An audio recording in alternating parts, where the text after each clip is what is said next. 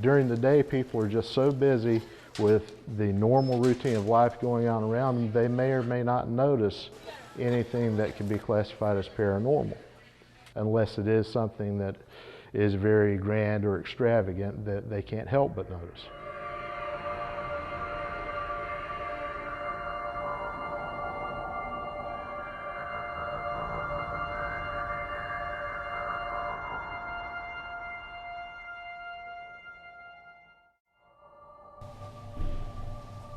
Do you ever hear footsteps?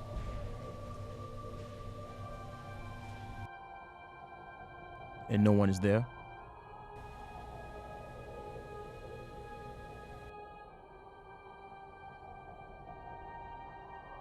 Have you ever caught a case of the cold chills? Or do you hear voices around the corner to find that no one is there? Winthrop University, located in Rock Hill, South Carolina, is a typical college campus in many ways. Until Halloween, the university holds its annual ghost tours. Students dressed in period costumes tell stories of ghostly encounters that have reportedly occurred on campus over the years.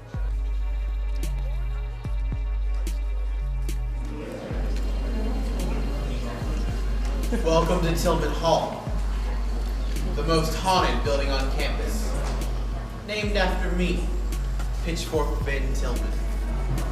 The first stop of the tours begins with Pitchfork Ben Tillman, the hot-tempered governor who visited Winthrop to make sure it was being built efficiently by the 100 prisoners commissioned to construct Tillman Hall. Legend has it that Tillman's nickname Pitchfork came after an angry slave lobbed a pitchfork at him, striking his eye. Nevertheless, it is said he still watches over campus, making sure everything is in order. You are done wasting my time. I suggest you get out of my sight before you regret it. The tour moves to the basement of Tillman Hall, where the stocks still stand, which once held misbehaving prisoners. Please let me out! Outside, in front of Bancroft, a lover mourns her soldier who never came back from war. I came back to find my one true love. He came back to the last place he knew as peaceful. Another woman restlessly looks for her luggage in Margaret Nance, abandoned when she was expelled from school after becoming pregnant. And over at Crawford Building, Dr. Thomas Crawford still checks in on patients. This is the infirmary. It was constructed in 1897 and was called the infirmary until the name changed to Crawford Building after my death. I am seen walking down the halls, checking on patients, opening doors, and turning on and off the lights. Call me in the morning if you're still breathing.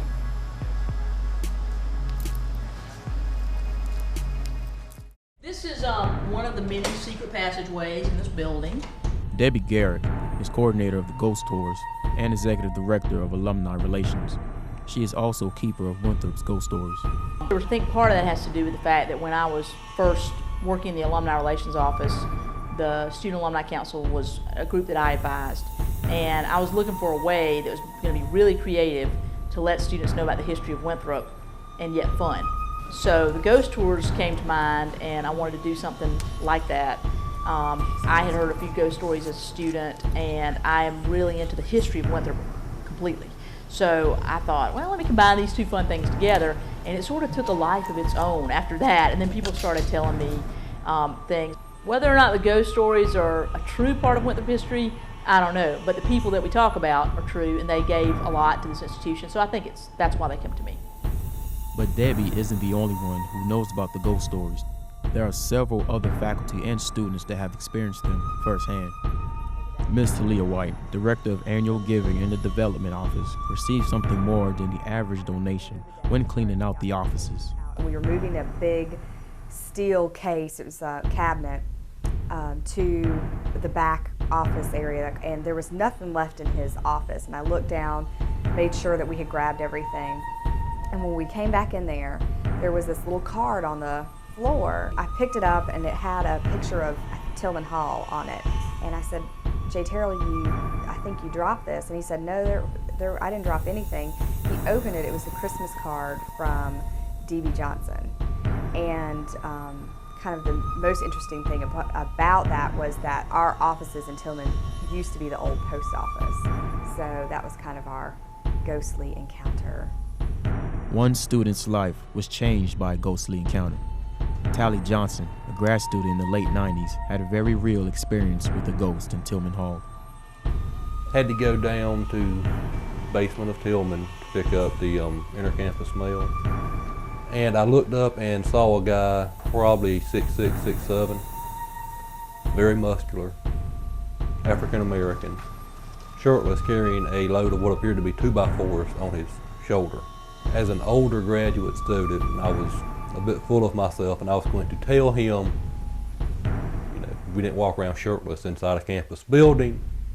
And when I did so, he turned and walked through the brick wall. And what I'm guessing I saw was one of those convicts who, died during the construction. Influenced by his experience, Tally chose to write several books on ghosts and now works as director of the Great Falls County Library. And 4 flights up the stairs, on a floor long abandoned by students and closed to visitors due to structural weaknesses, the overseer of those prisoners keeps a watchful eye. I think one of the neatest close encounter kind of things that I remember is a colleague of mine who used to work down in the development office. Her name was Kelly Morris, and unfortunately she died in a car accident a couple years ago. And she worked with the student phonathon. And so there are some storage rooms up in the 4th floor, and she and one of the workers that was helping her, another student, went to put some things up there. He was in one room, she was in another. She looked across and very clearly saw the shadow of a man on the wall, and he's wearing sort of a wide brim hat. And she got really spooked and thought, it can't be the student that's with me because he's down in the other room. She could clearly hear him at the other end of the hall. What later I learned, after different people were telling me different ghost stories, is that the guy who was over the 100 prisoners that built Tillman Hall was a guy named Clem.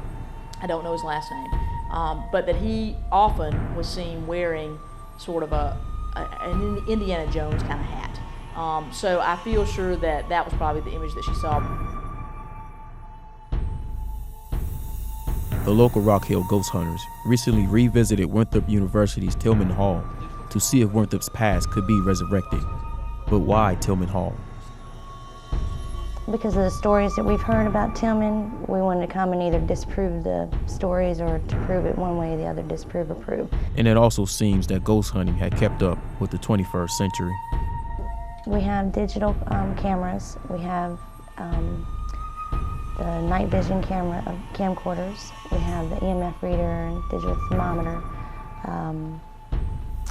We also have the digital recorders and just a regular audio cassette recorder. The ghost hunters also use EMF readers, which measure minute changes in electrical forces, and thermometers to measure surrounding temperature changes. But why does the scientific community not join in? Scientific researchers at this point in time don't have any real interest, for the most part, in paranormal research. So since they aren't actively investigating paranormal activities, it's left to the amateurs. So the ghost hunters and some Winthrop students spent the night in Tillman Hall in hopes of catching a glimpse of the other side. So what are the ghost hunters looking for? Who were they trying to contact? Spirits are they come in many shapes and forms, but the bottom line is they're spirits. All of them are spirits. Well, maybe not all of them. Some of them might be a little on the dark side. Hopes were high for the ghost hunters, but so was apprehension about what, if anything, can be proven. Well, I think it's going to be a personal belief for people. Of course, scientists, they're going to tell you, well, I need concrete proof, And if you came up with a mist or a shadow or a feeling or a chair moves or a lamp falls over, they're going to sit down and they're going to use their scientific minds to show you how that thing fell over without it being a ghost. With the scientific community not offering explanations, we look to everyday people to provide us with theories that will help explain these ghostly encounters.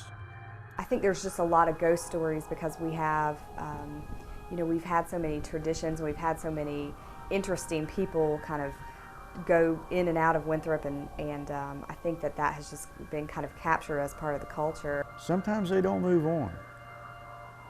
They stay here. And what they're looking for, heaven only knows, They're not ready to cross over, and because there's something that they need to do. Maybe they're looking for a way to cross over. Maybe they didn't want to cross over. Maybe they left somebody here. And in leaving somebody here, they did not want to go and cross over. So they tried to stay here with them. And then after a while, you stay so long that it's hard to get back.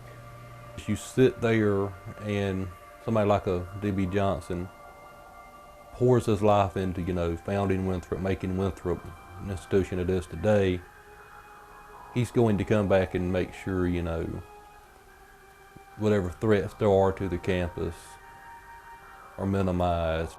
I have questions that I don't have answers to, and I want those answers.